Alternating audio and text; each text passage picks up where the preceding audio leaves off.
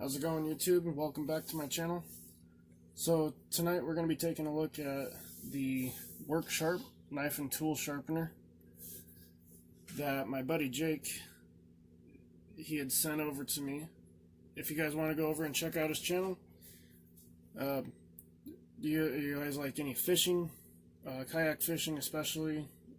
He does a lot of it, and it is very entertaining to watch. I keep up with it if he posted every day, it would be every day.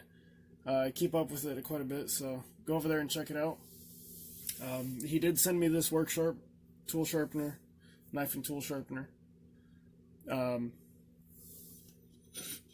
He sent it over to me to do a review, and I didn't bother to look up any of the instructions, and I didn't get any instructions with it because he ended up losing his. So today I'm just going to give you a kind of a quick rundown and what my thoughts and my first impressions are. I guess would really be my second impressions. I've already gone through my kitchen knives and some of my everyday carry pocket knives, so I figured why not today just do something that fell into my knife collection and I didn't really have much of an edge on it, so we're going to try and make it a little better. It doesn't really have a purpose, honestly. It's a little piece. Look at that. It's a deer foot. Anyway, fun stuff, man. Okay, so anyway, we do have these guides, and I'm still trying to figure out exactly how to use them, but you do have the 20-degree edges and then also 40 degrees, so I'm trying to figure that out. But there's that. I did use this on my K-bar. I used the 20-degree edges because I do have the two matching edges of 18 degrees that it comes from factory with, so I figured 20 is close enough. Use what you got, and it made it nice and sharp. Not only that, it buffed it up nicely. I'm going to be using this tonight, and it does knives, scissors, serrated edges, and those are, let's see, 50 degree, 65 degree, and serrated. I haven't messed with any of the scissors or serrated edges, so I don't think I'm going to be showing you that tonight. I'm still trying to figure out all the different degrees and angles and which way is which. So we're going to figure that out tonight, I guess, and let's see where that goes. Alright, so this does have a, I guess it would be 3-position switch. You got your continuous, and then you have your little burst. So back here, there's these little tabs, and then on your plastic you have your notch up here. And if you run that down nice and tight, it fits right on there. Alright, if we go over to the other side here, oh, here we go. And yeah, so we have a few different types of belts. So you do have an 80 grit grinding belt that'll come in handy for some really messed up blades, which I do have. And then you have your sharpening for some semi messed up blades that can use some touching up. And then the one that'll probably get the most use, at least in my garage and in my house, is the honing belt. And I don't know if I didn't mention that. This is a 220 grit, the sanding one. The honing one is 6,000 grit. And I'll tell you what, guys, it does work absolutely fantastic on pretty much everything I've put onto it.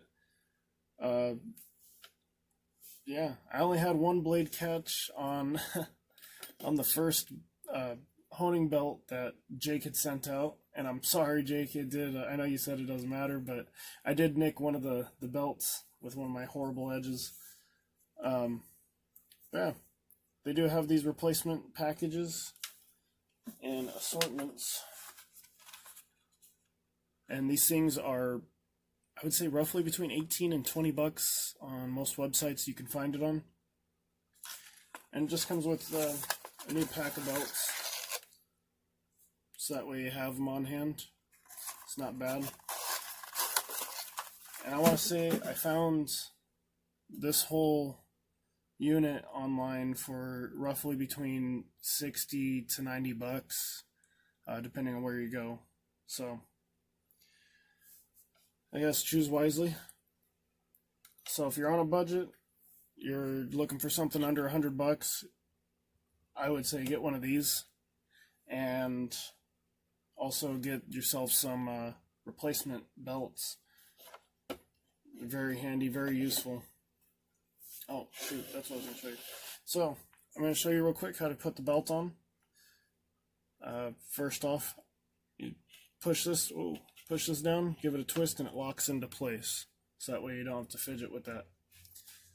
Like Jake said on his channel, when he's putting it on, he keeps the red tape on the bottom, right here on the center. It's just one less thing to fight with. And you just put it right into these pulleys down on the bottom. Get it up, get it in the right spot.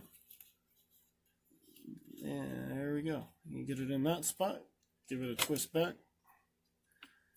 Give it a quick burst to center it. Oh. There we go. Been messing with it too much.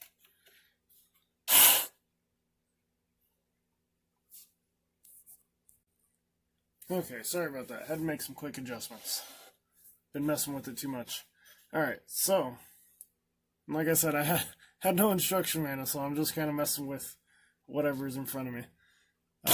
So you just give it a quick little burst, and it centers the belt onto that bearing. So as you just saw me messing with this little knob here, this changes, I'm guessing, the angle of the belt just a little bit, but I'm not sure I really want to mess with that too much. Anyway, you find it where it's centered, you shouldn't have a problem. I just like to tinker with things. So, sorry about that.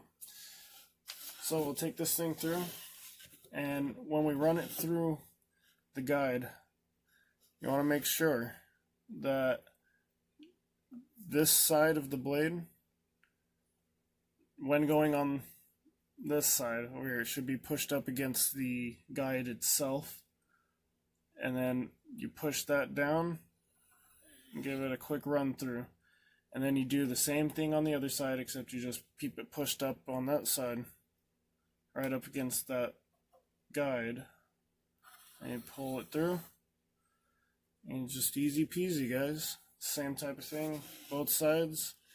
Just give it a few. So I'm going to give it a few swipes here, and then I'll switch over to the honing belt and give you my thoughts on what it did to this blade, because right now it is absolutely dull.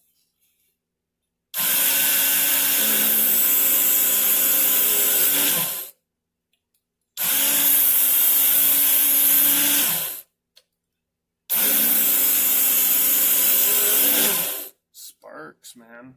Getting some sparks. Had enough fires up here in the Northwest, don't you think?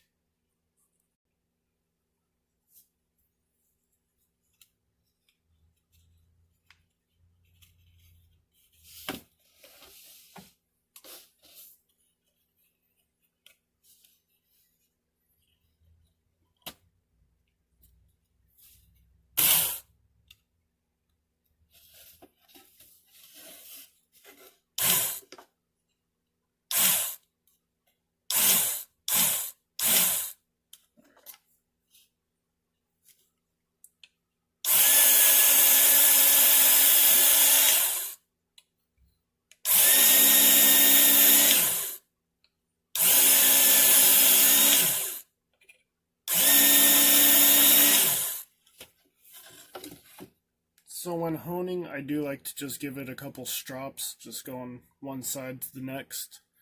Just make sure it's even. So you do 4 or 5 passes on this side, you do the same on this side. Just makes it way easier to keep a nice edge, guys. So, back when I was doing construction, I did have a coworker tell me that backdressing was probably one of the most important parts of sharpening. When I got into actually putting a nice edge on a blade. That's what he told me, but I don't know how true that is. But I do like to use this ceramic rod to take off any little imperfections and help smooth out the last little bit. And guys, this thing has just been revived. Not that it has any actual use for it, but you know, I don't like having dull knives around the house. I don't know about anyone else. I just don't like having a dull knife around the house.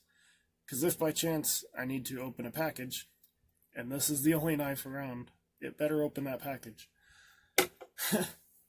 But there it is, guys. The Worksharp portable sharpener, knife and tool sharpener. I do like it. I might use it for a little bit more and get a little bit more feedback, or give a little bit more feedback to Jake on it, but I mean, really, that's all I'm going to be using it for, is sharpening my household knives and everyday carry knives. The only other thing, I might take you guys on a small adventure with this thing, with this knife, because this is a very beat up blade. I'm pretty sure I got it from my grandfather. But it is super beat up on the edge. So, you know, I might as well try and put this thing to the test. Looks like the blade edge actually kind of blends into the actual blade itself. So, we're going to try to put a nice, fine, defined edge on this thing and make it pretty again. Just to give you guys kind of an idea of how big this thing truly is. If I can fit it in the frame. Yeah. I love this thing. Not for any uses, but just to hold. Because you know it's a knife, and it's there. So, yeah, we might go on a small adventure with that and see if this thing can tackle a big job, such as this thing. Whatever the heck it is. But we will go ahead and try that, put it to the test, and I'll really give you my feedback on it, Jake, and let you know what I really think of it and if it can tame the beast. So hopefully I'll do another video on that, take you guys along with me for that ride. Next, I believe we're going to be getting into another knife review. I do have a new phone holder, a new little tripod slash selfie stick type handle deal. Anyway, it's a phone holder. It's really nice. I might do a quick review on that later on for gadgets. But other than that, I do have the RC stuff coming in. I'm just waiting for the servo, and I'm waiting for the program card, and we're done with it. So once again, guys, thank you for stopping by. Jake, thank you so much for sending this out for a review. And I will get back to you guys when I have more. See you later.